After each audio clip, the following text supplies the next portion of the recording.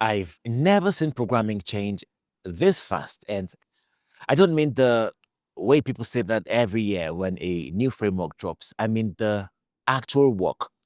What you do when you sit down and open your editor is different now than it was 2 years ago. And it's all because of AI. I'll cut right down to it. Whether you like it or not, it's AI, large language models. It now writes a huge chunk of the code at Microsoft and Google too. Majority of developers are now using AI tools daily. So many smart people in the industry, creators of tools and languages and frameworks that we use every day. People that once doubted AI, these LLMs, now fully embrace it and use it daily. DHH, for example, the creator of Ruby on Rails, has now completely flipped. He uses AI consistently for his work, and Bob Martin, the guy who wrote Clean Code, also doubted AI. He was skeptical about its potential to help with programming. But just last month, February, he's embraced AI and even posted a video where he now fully believes that AI agents are the future and the now of programming. He's still talking about writing unit tests and keeping your code clean, but now for the AI and not for humans anymore. This is someone who spent his entire career teaching humans how to write clean code, is now adapting to the new reality. These are not early adopters experimenting with a toy. These are some of the most experienced developers in the world, and they've all adapted. The engineers at OpenAI, Anthropic, XAI, Microsoft, Google, Meta, they're all building with these tools every day. So if you're a new developer or you're thinking about getting into programming, or even if you've been programming for a while and you're wondering, why is Ebenezer Don talking about AI now? AI, AI, AI. What's all this hype about? There's something serious going on in the tech industry right now, and you need to pay attention to everything I'll say next. Now, you can argue about this all you want, but the truth is that right now, you can sit down with Claude Code or Cursor or Codex and build something that would have taken a team of developers weeks to build just 2 years ago. One person now in just a few hours, and the output will be good. Maybe not perfect, depending on the person building, and we'll get into that. But regardless of their experience level, with the quality of models that are coming out now, even as I speak, the output has a very high chance of being good enough to ship. That's the reality. And if you're ignoring that, you're putting yourself at a serious disadvantage. I'm real right now. It's like refusing to use Google when it first came out because you preferred going to the library. The library still exists, but the person using Google gets to the answer faster and moves on to the next problem. I'm very serious with you. This is real. Things have changed. Now, for new developers, though, there's a catch. With all of this AI stuff, everyone has access to these tools. You, the person next to you, the developer in another country, everyone. Claude doesn't care who's typing. It gives the same quality of output to anyone who asks the same way. So, what makes you stand out? Think about this for a second. Social media gave everyone a camera, a publishing platform, and a global audience. And most people use it to scroll, but a tiny percentage use it to build audiences, launch businesses, create careers. It's still the same tools, but the outcomes are completely different. AI tools are that way too. Everyone got this great power at the same time. And what's happening? The people who were already building things are building more things faster. Have you noticed? And the people who were consuming tutorials and collecting bookmarks are now consuming AI generated tutorials and collecting AI generated bookmarks. The tool changed, but the people didn't. So, if you want to be on the building side, you have to actually build. I know it sounds obvious, but I watch people spend months learning AI by reading about it, watching videos about it, maybe even this one, without ever opening an editor and making something. So, how do you actually stand out in this new era of software engineering? Well, let me tell you the truth, and this is where I might lose some of you. You still need to learn how to code. And I don't mean memorizing syntax. Nobody memorizes syntax anymore. That's what the tools are for. I mean, understanding how software works, how data flows through a system, what an API actually does, why your code broke, and what the error message is telling you. Anthropic published a study where they gave 52 developers a coding task with a library none of them had used before. Half got AI assistance while half didn't.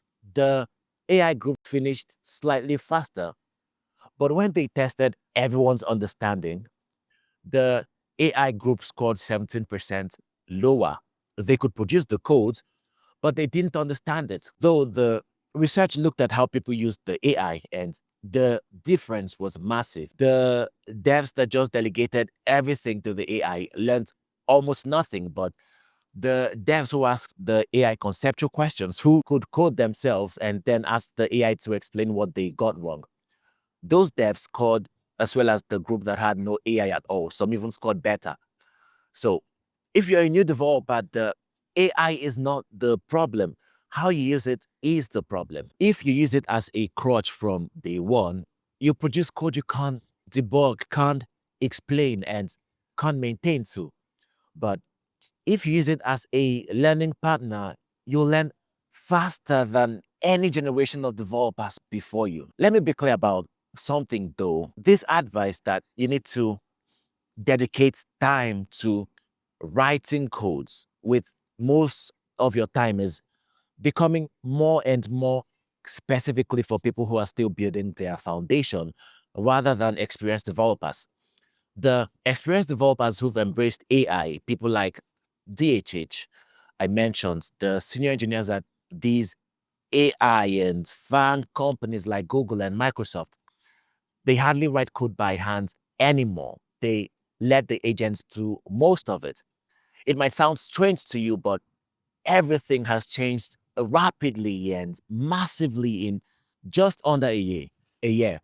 Now they can do this complete syntax delegation because they have years of context. They know what a working system looks like. They can read AI generated code and immediately spot when something is off, when the architecture doesn't make sense, when there's a subtle bug that'll show up in production.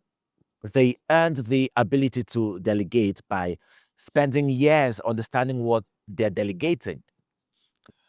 Anthropic's own research showed this too. When devs already had the relevant skill, AI gave them an 80% speed up. The learning problem only showed up when people were using AI on things they didn't understand yet. So the goal is not to avoid AI. The goal is to build enough understanding that you can use it the way the best engineers do, as a multiplier on skills you actually have, not a replacement for skills you never built. And this is one of the most underrated things about these tools. You can ask the dumbest question in the world and it won't laugh at you. It won't judge you. It won't give you that look your senior developer gives when you ask something obvious. You can say, I literally don't understand what a function is. Explain it to me like I'm a child. And it will, patiently, every time. That matters more than people realize. Companies are starting to figure this out too. HackerRank, one of the biggest technical platforms in the world, is actively moving away from pure algorithmic testing towards code repository interviews where candidates work in real development environments with AI assistants.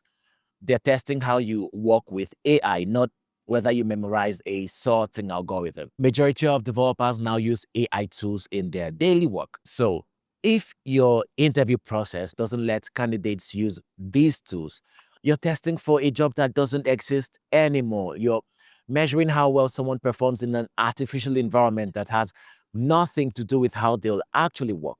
So, two companies still clinging to pure lead code style interviews. You can keep doing that for as long as you want, but you're filtering out great engineers who build real software every day while letting people who are good at memorizing algorithmic patterns. And every month that passes, the gap between what you're testing and what the job actually requires gets wider. You fall eventually, I know, but the question is how much talent you'd have lost by then. You've heard all of these things I'm saying, I hope. So, how do you actually start working with AI as a new developer? And this is for people who are just starting out, people who are new to programming. Just like I've always advised before the AI boom, pick a language, JavaScript or Python. Either one works. Don't overthink this. Pick a project, something you actually want to exist, a tool you wish you had, or a problem that annoys you. Not a to do app, not a calculator, something real, even if it's small. Open VS Code or Cursor or whatever tool you want, then start building. Communicate with the AI agents, tell it what you want to do when you're stuck. Ask questions, but don't just hit generate and accept for everything or copy and paste every answer. Dive deep into the code and architecture. Ask questions. Ask the AI why it made certain decisions. Ask it to explain the approach. Ask it what will happen if you change this variable or use a different data structure. Change them yourself. See what happens. Treat every interaction as a chance to learn something. Build the thing, ship it, put it on GitHub, show people, then build the next thing and read. Read documentation, read other people's work, other people's code, read about system design. The AI is good at answering questions you have, but you need to know enough to ask the right questions. The world has changed. I can sit here and tell you what to learn, what tools to use, all of that, but the core message is simpler than any of that. The world changed. AI is here and it's getting better every month. And there's nothing any of us can do about that other than adapt. The smartest engineers on the planet have adapted. The most successful solo developers have adapted. The companies that are growing fastest have adapted. So you gotta adapt too. Don't put yourself at a disadvantage. Now, adapting doesn't mean just using the tools, it means using them well. It means still building your understanding, asking questions, going deep on topics, building things that challenge you. Because now, for the first time, there are no limits on what a single developer can build. That ceiling is gone. The only question is whether you're going to use that to actually build something or just watch other people do it. As I always say, start building today, not tomorrow, today. Hit the like button on this video, subscribe to the channel, then ship. Very important that you hit the like button because that's the only way you can ship successfully. I'm joking, but seriously, I hope you understand everything I've said today.